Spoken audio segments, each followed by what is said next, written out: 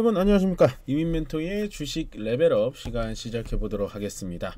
오늘 아마도 좀 시장에 좀 급등을 좀 예상했던 분들이 많이 시장을 대기하다가 막상 시장이 열렸는데 생각보다 좀 시장이 받쳐주지 않아서 아마도 실망하신 분들이 좀 많을 거예요. 그러니까 이걸 어떤 개념으로 보셔야 되냐면, 탄핵 소추안이 가결이 주말 내에 됐잖아요. 그러면은 이제 불확실성 끝이 아니라 이제부터 또 다른 시작인 겁니다. 그러니까 탄핵 소추안이 가결이 된다라는 건 실질적으로 저번 주에 증시가 굉장히 좋았잖아요. 그거가 이미 선반영이 된 거고, 앞으로 증시가 움직일 방향은 뭐냐? 일단은 이제 그 헌재로 넘어갔죠, 이 탄핵안이. 그럼 여기서 이제 윤석열 현재 대통령이 변호인단을 꾸려서 이거를 막고, 지금 검찰에서 계속 소환하는데 불응하고, 이러다 보면은 또 불확실성이 길어지는 거거든요.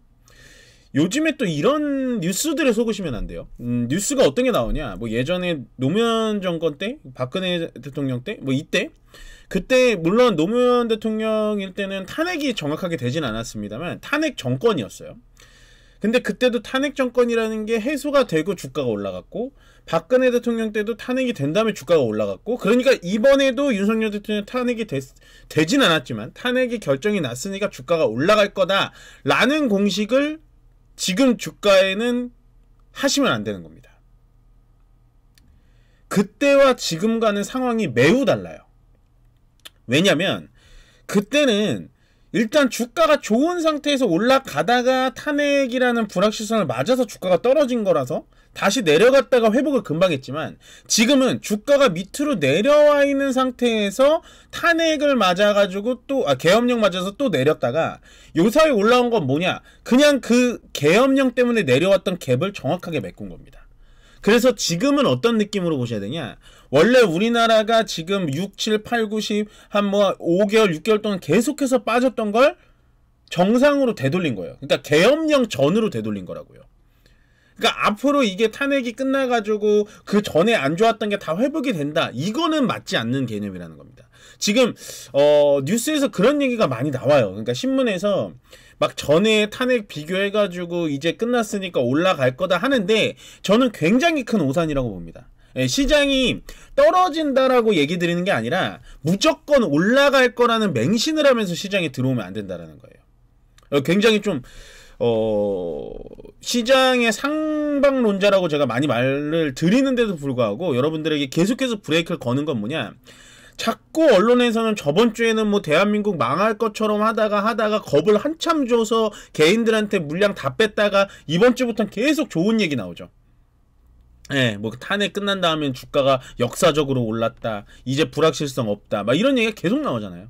이럴 때일수록 오히려 우리는 좀 더 겸손하고 한 번 더 체크해야 될 건 체크하셔야 된다. 그리고 지금은 지수를 움직이는 대형 종목보다는 약간 지수와는 엇갈리지 않는, 그러니까 지수가 가건 안 가건 지수에 영향을 주지 않는 개별 테마적으로 보셔야 되는 거예요. 아시겠죠? 예를 들어서 오늘 정말로 시장이 좋았으면 삼성전자 하이닉스가 갔어야 되거든요. 삼성전자 하이닉스가 갔어야 되는데 어떻게 됐나요? 하이닉스야 이제 좀 떨어졌었으니까 그거에 맞아서 이제 조금 방어적인 거고, 보시면 삼성전자가 어떻게 됐나요 지금? 이것만 보더라도 시장의 분위기는 우리가 생각했던 것만큼 좋다라고 착각하시면 안 된다는 겁니다. 그렇게 좋지는 않고 지금부터 정신 차려야 돼요. 그러니까 저번 주는 해피 기간이 맞는데 지금부터는 좀 정신을 좀 차려서 주도 섹터들로 많이 좀 갈아타셔라라고 말씀을 드리고 싶습니다. 자, 본격적으로 시작을 해보면요, 일단 저번 주 미국 시장을 좀 보면 미국 시장도 지금 되게 조금 차분해져 있죠. 원래는 미국 시장이 굉장히 초록색으로 울긋불긋 했었잖아요. 그러니까 모든 종목들이 다 올라가 있는 느낌이었는데 저번 주 내내 미국 시장은 그렇게 상황이 좋진 않았어요. 그러니까 올라가 있는 상태에서 약간 조정을 받는다? 그런 느낌으로 보시면 되는데, 그 중에서도 새 초록색으로 보이는 건 딱 두 종목입니다. 테슬라하고 브로드컴. 요렇게. 근데 브로드컴만 올랐지 나머지 반도체 종목들은 다 떨어졌죠. 브로드컴의 실적을 보다 보니까 AI 쪽의 수요가 굉장히 많더라. 그러니까 브로드컴 앞으로도 괜찮을 것 같더라. 거기다가 브로드컴 뭐 앞으로 뭐 애플하고도 또 관계가 또 좋아지면 그쪽에 칩 개발을 하게 될 거고 막 이런 얘기가 나오니까 브로드컴이 좀 강세 보였고 엔비디아는 계속해서 떨어지죠. 엔비디아가 떨어지는 이유는 딱 하나예요. 왜냐면 엔비디아가 너무 올라가서 그거 아니고요. 엔비디아가 독점했던 시즌이 있었고 그 독점을 지금 브로드컴하고 AMD가 깨려고 하잖아요. 그러니까 주가가 올라가 있는 상태에서 계속해서 맞는 거예요, 밑으로. 근데 이제 엔비디아가 지금부터 계속 떨어진다? 그거는 뭐 저는 동의할 수는 없지만 그래도 너무 많이 올라와 있다. 예, 그러면 테슬라는 좀 어떻게 봐야 되냐? 테슬라는 그래도 좀 약간 트럼프 대통령 빨로 좀 봐야 되겠죠. 왜냐면 앞으로의 자율주행 쪽에 대해서 테슬라의 또 퍼포먼스라든지 아니면 인공위성 스페이스 X 뭐 이쪽에 대한 퍼포먼스가 있기 때문에 무조건 테슬라는 지금 전기차로만 볼 필요는 없다. 더군다나 모델 Q라는 게 나온다고 하고 있죠. 모델 Q가 지금 4,200만원 정도 하는 저가 전기차를 만들어낸다라고 하는데 만약에 4,200만원이면은 뭐 보조금 받고 뭐 하면 3,000만원대 후반까지도 떨어질 수 있는 겁니다. 더 떨어뜨리면 뭐 3,000 중반까지도 떨어뜨릴 수 있으니까 테슬라에서 그런 차종까지 나오는데 만약 걔가 자율주행까지 된다 그러면은 테슬라 차를 안 살 이유가 없죠. 그래서 그런 모델 Q 얘기가 나와서 이렇게 올라갔고 브로드컴하고 테슬라 말고는 볼 게 없었습니다. 미국장도. 요즘에 미국장은 뭐 볼 거 없죠. 미국장 우리나라랑 관계 없습니다.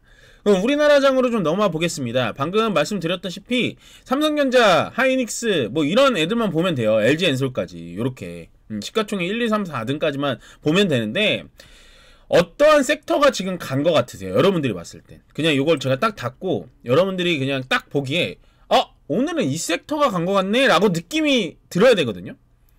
어떤 느낌이 들어야 되냐면 오늘은 대형 종목들 그러니까 큼직큼직한 섹터들은 안 갔구나 라고 생각을 해주셔야 돼요. 자, 반도체 쪽 삼성전자, 하이닉스 좀 올라가긴 했습니다만 삼성전자가 일단 이렇게 떨어지면 지수가 당연히 떨어지겠죠. 거기다가 이거 금융 섹터 이게 이제 밸류업 현 정부가 이제 거의 이제 끝나가니까 밸류업 때문에 떨어지는 것도 있는데 제가 봤을 때는 지금 금융주, 지주사들이 가장 많이 떨어지는 이유는 외국인들의 매도가 너무 세요.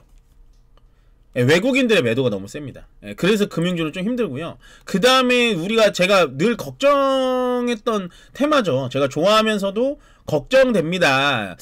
잘 가기는 좀 힘들 것 같습니다. 오늘 외국인 매도의 운송장비 쪽이 1등입니다. 현대차, 기아차 1등이고요. 운송장비가 또 어디가 포함되냐? 요거 HMM 이쪽 HMM, 글로비스 이쪽까지 얘네도 오늘 외국인 매도가 세요. 앞으로는 뭐 대한항공은 볼 일이 없고요. 이미 얘기가 좀 옆으로 새지만 대한항공 아시아나 합병 났잖아요. 거기서 아마 제가 봤을 때 이제 주가가 밑으로 떨어질 가능성이 훨씬 높습니다. 왜냐면 이게 진짜 좀 다른 얘기인데 대한항공과 아시아나항공 그러니까 우리 소비자 입장에서는 독과점 기업이 있다? 이거는 정말로 앞으로도 좋지가 않을 거예요. 대한항공한테도 좋지가 않을 거예요. 벌써 뭐 취소는 했습니다만 뭐 좀 넓은 자리 돈 더 받겠다? 뭐 예약금 뭐 어떻게 하겠다? 막 이런 얘기 나오잖아요. 그래서 대한항공은 앞으로 더 안 보셨으면 좋겠고 어쨌든 오늘 운송 쪽 HMM 뭐 현대글로비스 이쪽도 좀 떨어집니다. 왜냐하면 트럼프 시대가 이제 한 달도 채 안 남았어요. 그렇게 되면 자동차 수출 힘들어질 거고 자동차 수출을 제외하더라도 모든 수출품이 미국에 가는 수출품이 조금 멈춰있을 가능성이 있기 때문에 HMM 뭐 이런 종목들은 좀 가기가 힘들다. 현대글로비스도 마찬가지로 운송 쪽이기 때문에 좀 힘들다라고 보시면 되고 그 다음에 또 어느 섹터가 좀 같냐 굳이 찾자면은 제가 봤을 때 오늘은 유리기판 쪽 SKC, 필옵틱스 이쪽 보시면 되는데 유리기판이 과연 지금 상용화가 됐냐라는 거에 우리가 좀 따져보고 싶어요. 저는 주식 투자를 할 때 항상 뭐 주식이 싸다 그 다음에 주식이 뭐 괜찮다 회사가 좋다 이런 것도 따지지만 앞으로 얘가 돈을 얼마나 벌어다 줄 수 있을까를 많이 보는데 SKC 필옵틱스 좋죠. 근데 유리기판이라는 게 현재 지금 실물이 나와 있냐라는 거예요. 그냥 기대감으로 올라가는 주식은요 어떻게 보면은 그냥 꿈을 안고 그냥 같이 이 기업이랑 나랑 같이 기도할 수밖에 없는 거예요. 그래서 저는 유리기판이 오늘은 정말 주도적으로 좀 끌어갔지만 유리기판 쪽이 과연 앞으로도 계속 올라갈 수 있을까라는 생각이 들고 양자 컴퓨팅하고 똑같은 거죠. 물론 조금 달라요. 왜냐면 유리기판 쪽에 SKC하고 필옵틱스는 실질적으로 하고 있어요. 실질적으로 해서 미국 기업에 납품도 하고 있는데 양자 컴퓨팅은 조금 다른 게 양자 컴퓨팅의 가장 선두주자로 불리는 아이온큐라든지 팔란티어가 우리나라의 엑스게이트 이런 기업들은 몰라요. 그러니까 걔도 기대감으로 가고 얘도 기대감으로 가는 건 맞지만 공통점은 뭐냐? 상용화가 아직 되지 않았다. 그러니까 물건을 마트에 가서 사야 되는데 시장에 가서 사야 되는데 그 시장에 가서 살 물건 실체가 아직 없다. 그러니까 실체가 없는 거에 투자를 하고 있는 느낌으로 보시면 돼요. 예, 무조건 나쁘다라는 게 아니라 그건 저의 투자 관점과는 좀 다르다라고 보시면 되고 오늘 그 유리기판 외에 또 간 애들이 얘네들입니다. 얘네들. 이쪽도 효성중공업, 뭐 대한전선, 가온전선, 뭐 전선 전기테마들. 예, 전선 전기테마, 현대엘렉트릭 요런 애들.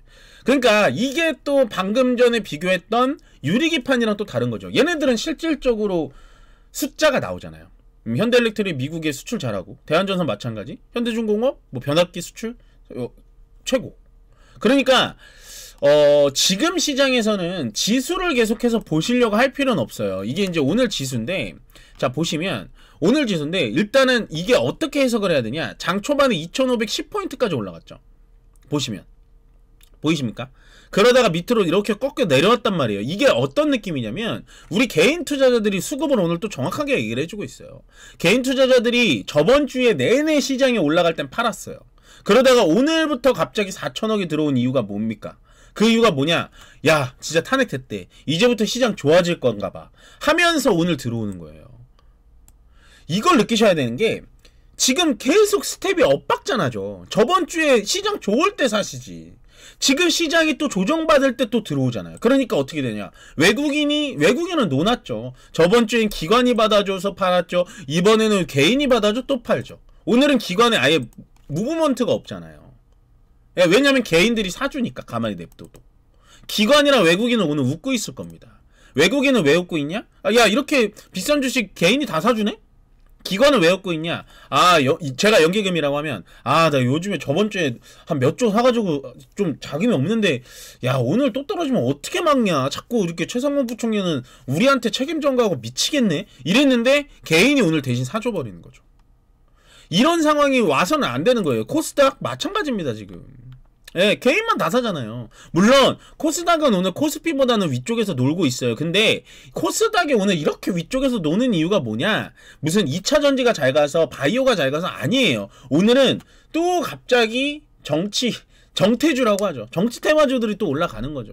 조기 대선이 시작된다. 이준석 관련주, 뭐 한동훈 관련주 오늘 뭐 당대표 사퇴하셨기 때문에 폭락 나왔고요. 이재명 관련주, 갑자기 잠룡들, 대선의 잠룡들 관련 종목들이 좀 올라갔습니다. 한번 볼까요? 코스피. 자 보세요. 우원식 대표.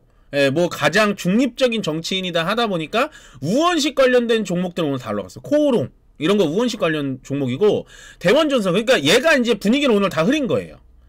그러니까 전선 쪽이 다 좋았는데 대원전선이 이게 우원식 의원하고 엮여가지고 오늘 상한가까지 간 거거든요. 우선주는 얘도 상한가 들어갔다 나왔죠. 그렇고 코오롱, 이수페타시스 빼고는 거의 지금 정치 테마주죠. 정태주. 이수페타시스는 도대체 저는 이해가 안 가는 게 이거 지금 개인 투자자님들 왜 사시는지 모르겠어요. 저는 이거 투자 매매 동안 한번 볼까요? 이거 개인 투자자들 너무 사시는 것 같은데. 이 기관도 지금 팔고 있잖아요. 이런 식으로. 이거 좀 너무 많이 사시는 것 같은데. 이스페타시스 별로 좋지 않은 기업인데 뭐 선택이시긴 합니다만, 어쨌든 여기 한 1위부터 한 10위 정도까지는 전체적으로 지금 정치 테마주라고 보시면 되고, 그 밑에는 이제 바로 말씀드렸던 유리기판 관련주들, 요렇게 SKC. 금양도 요즘에 뭐 공시 하나 나오고 있긴 한데 뭐 크게 저는 언급하진 않겠습니다. 언급하진 않고, 좀 밑에 보시면 이제 전기 바로 나오죠. 그러니까 오늘 볼 건 전기 전력 테마하고 유리기판 쪽 정도밖에는 없다라고 보여져요. 그러면 코스닥을 한번 볼까요? 오늘 코스닥은 분위기 좋았으니까. 자, 코스닥 벡트라는 종목이 있습니다. 벡트. 신규 상장주인데요. 요거 마지막으로 설명해 드릴게요. 신규 상장주 설명을 좀 해드릴게요. 벡트라는 종목이고 전자장비라고 되어 있습니다만은 시가총이 오늘 따상 성공했고요. 보시면은 이제 전자장비긴 한데 얘가 하는 게 주로 이제 전자칠판이에요. 그러니까 학교에서 쓰는 전자칠판, 전자교탁, 뭐 빔 프로젝터 뭐 이런 거기 때문에 뭐 사실은 오늘 왜 얘가 따상을 갔는지 모르겠어요. 예, 크게 이렇게 아니 가뜩이나 지금 학생 수도 줄는데 뭐 전자칠판, 전자교탁 학생들이 쓰는 교구가 얼마나 많이 팔리겠습니까? 그리고 보통의 요 매출의 비중을 보면 다 조달이에요. 조달청에서 국가 사업으로 그냥 받는 거죠. 교육청에서. 그러니까 이렇게 좀 성장 가능성은 없는 이런 기업인데 이것도 또 오늘 따상을 가네 뭐 이러면서 조금은 좀 약간 고개가 좀 갸웃거렸던 부분이고, 벤코이어 글로벌도 정치 테마주, 삼보산업, 넥스트아이, 뭐 케어랩스 이런 거, 삼천리 자전거 마찬가지입니다.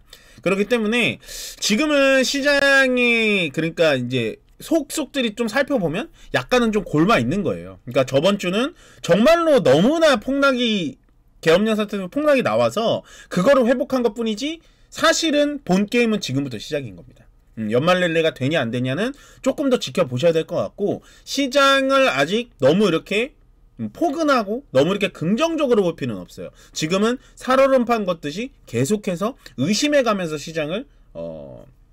시장에서 전략을 쌓아 보시는 게 훨씬 더 좋다라고 말씀드리면서 오늘 이민멘토의 주식 레벨업은 여기서 마무리 짓도록 하겠습니다. 고맙습니다.